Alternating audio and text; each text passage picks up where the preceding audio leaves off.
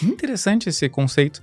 Porque eu me considero uma pessoa que não sabe brincar. É mesmo? 100%. Mas será que você não tem nada de ludicidade de alguma forma? Um vínculo, por exemplo, que pode ser com série, com filme, mas que você saia daquele espaço de realidade e o seu pensamento está vinculado a um espaço de brincar de alguma forma? Eu tenho muita dificuldade. Disso que eu não quero ir contra o que você está dizendo. Não, e nem acho que é. Eu acho mas eu acho muito curioso, porque eu tenho filho. Né? Sim. E uma das coisas que pra mim são mais difíceis e que eu não faço é brincar com ele. Não é por mal, eu adoro ele, mas eu não consigo. Mas eu acho que o brincar... Bom, eu tenho uma filha de 12 anos e eu acho que a gente sempre brincou, porque eu gosto muito da questão do brincar, mas tem brincadeiras que pra mim eu não consigo de jeito nenhum, né? E que eu lembro da minha filha, chama Clara, né? Eu lembro da Clara demandando, sei lá, brincar dessa coisa de idealizar ali, de ter uma coisa muito fantasiosa dentro do espaço. E não é um brincar que funciona direito comigo, assim. Eu preciso estar mais imersa, assim, né? E outra, sejamos honestos, né? A gente, quando tá ali como pai, como mãe, a gente tem uma responsabilidade que a gente tá pensando em outras coisas, né? Sim, e é difícil a desconexão pro brincar, quando a gente tá pensando, mas será que se eu brincar disso, vai colocar a mão na tomada, vai machucar nisso? Ele não pegou tal coisa pra brincar, mas vai se machucar, né? Porque... Não, mas eu falo geral, assim, eu tenho um irmão que tem 11 anos menos que eu, e tenho uma irmã que tem 16 anos a menos que eu. Brincar com eles nunca foi uma coisa que fez sentido. Não é que fez sentido, é que realmente não faz parte da... Eu sei jogar videogame. É isso que eu ia falar. Eu sei andar de roller. Eu sei andar de bicicleta com ele. Eu sei acompanhar ele pra ele ir surfar. Entende? Mas aí você não associa nada dessas atividades a brincar. Não. Curioso. Tem um processo. Que eu acho que assim, faz sentido quando a gente fala do distanciamento que as pessoas associam ao brincar, né? Porque talvez não seja que não estejamos brincando, mas que a gente não associe, né? Porque, pra mim, o brincar tá muito associado à questão de divertimento, né? Sim. Da gente sair dessa performance que a gente tem que ter, se entregar para algo que a gente tá experienciando, vivenciando ali, né? E que tá relacionado a uma certa diversão, de alguma forma, né? Okay. E aí, é isso, eu acho que às vezes a gente desassocia algumas situações do brincar, sabe? De que aquilo é, de alguma forma, brincar. Mas não sei, eu confesso que me deu até vontade de buscar mais do conceito, para ver se quem que são, né? Quem que traz essa... quais são as possibilidades? E olha que leio muito do brincar, né? Mas exato. Eu acho engraçado, né? Curioso, assim, essa questão do... Eu trabalho com jogos, mas não associo... Mas não sei brincar. Mas não sei brincar, exato. Como que você cria um jogo se você não sabe brincar, entende? Porque, pra mim, o jogar não necessariamente precisa ser o brincar. O jogar tem que ser... O que define um jogo? Vamos começar pelo básico, né? Beleza. O que é um jogo? Um jogo é um exercício com um conjunto de regras que tem um resultado. Sim. Do contrário, não é um jogo, a meu ver. Se ele não tem uma situação de fim ou de início, não é jogo. É brincar. Olha que engraçado, não imaginava, reviravolta aqui. Porque eu tava aqui, nossa, isso é muito brincar. É lógico, brincar nem sempre tem objetivo, mas... Exato. Eu acho que o jogo, o jogo, ele encapsula o brincar. Exato. Né? Eu acho que é isso, mas pra mim o jogo é brincar. Ele só tá encapsulado, ele tá dentro de algo que talvez a gente, inclusive adulto, aceite com mais facilidade. Perfeito, né? exatamente. Porque aí a gente tá falando de regras, a gente tá falando de...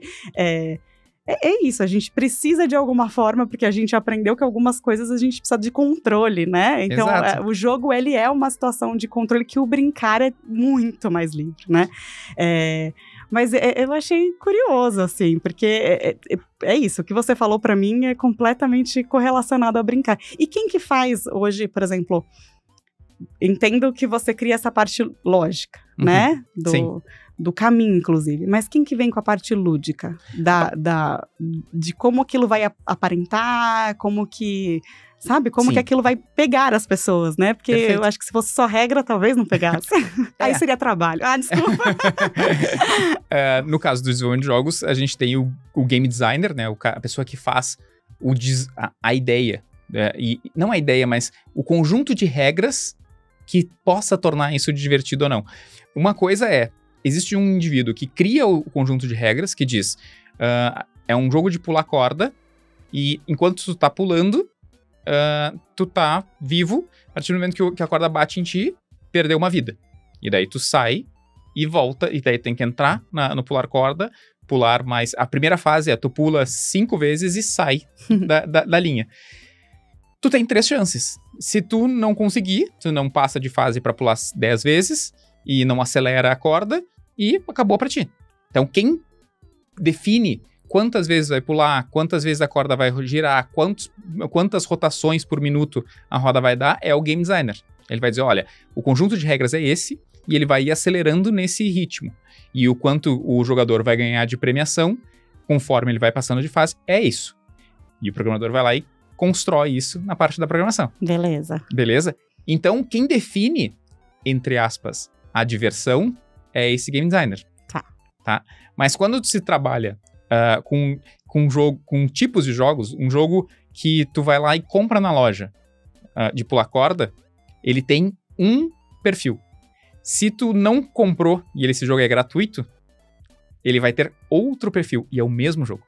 No jogo que tu foi lá e comprou, pagou, tu já resolveu a questão financeira do jogo. Então, ele simplesmente vai ter uma regra que tu entra no jogo, pula 5 vezes na corda, sai e tem vidas, e se tu morrer, se tu perder vidas, continue, tu vai lá e continua e segue da mesma fase, daí tem a fase 1, 2, 3, 4, 5, chega até a fase 20, que é pular 100 vezes com uma corda muito rápida e sai, e você é campeão e acabou o jogo, sobe os créditos, parabéns.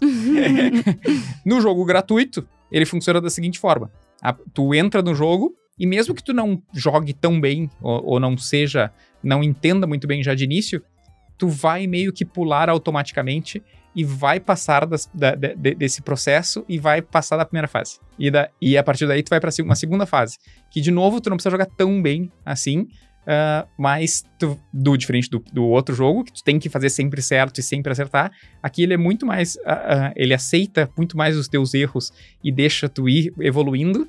Ele tem muito mais do que 20 fases e eventualmente ele vai te colocar numa situação de que tu não consegue pular as cordas. Ele te dá uma barreira ali. E daí ele vai dizer, putz, tu não consegue continuar daqui.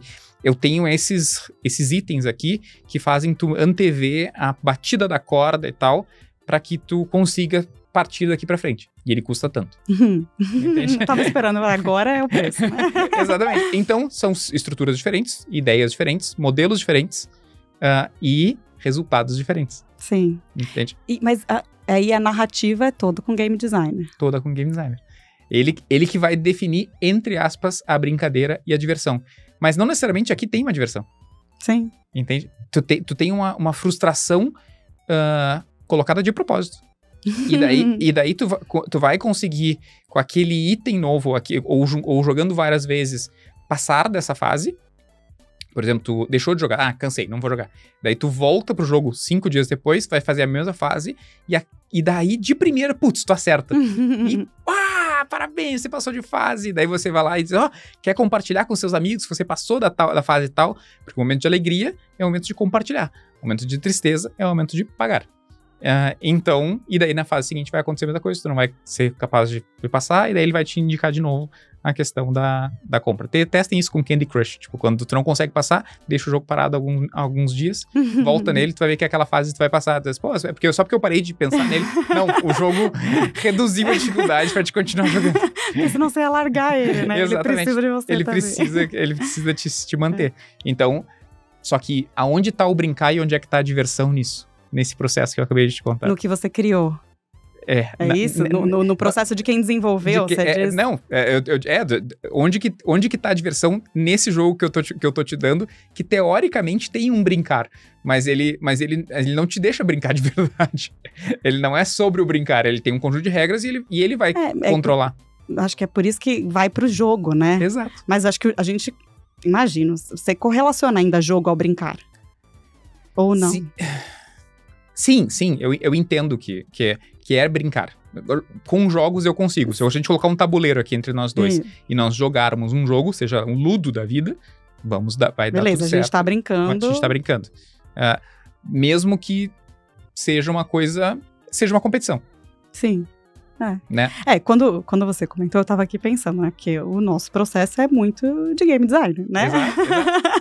A gente tá nesse processo de entender o que tem que ser trabalhado, como que a gente pode trabalhar, quais são as regras, como que a gente vai criar esse jogo, né?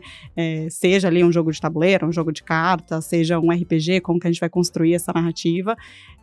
E a gente também entende, tipo, em que ponto que a gente vai pôr essa frustração, ou em que ponto a gente vai pôr esse desafio, o como que o facilitador que vai estar ali, vai conduzir para que aquela pessoa possa vencer aquilo, de alguma forma, né? Porque tem um limite ali, depende do que você vai desenvolver, você vai ir até um limite e vai conduzir a pessoa a poder puxar. É lógico, né? Aí a gente tá falando que, óbvio, que vai ter diferenças de desenvolvimento em cada pessoa dentro do mesmo grupo, e quando a gente tá falando de grupos grandes, obviamente a gente tá falando de diferença de ganho em relação àquela habilidade a ser desenvolvida. Claro. Mas é esse mesmo processo de se construir o jogo, né, dentro de um espaço de brincar, de uma experiência lúdica, né, que é como eu visualizo isso, Sim. né, mas que vai ter ali não só uma criação anterior, como o facilitador tá fazendo esses pequenos ajustes necessários que talvez, que nem você falou, você sai do jogo e o jogo entende que ele precisa facilitar para você, né? Sim. Então, o nosso facilitador tá lá, inclusive, para fazer isso, né? Para entender, aqui foi uma barreira, como que eu vou ajustar para poder puxar essa pessoa de volta para esse espaço que para mim é um espaço de brincar, né? Um espaço de jogo, para que ela possa continuar esse processo de desenvolvimento que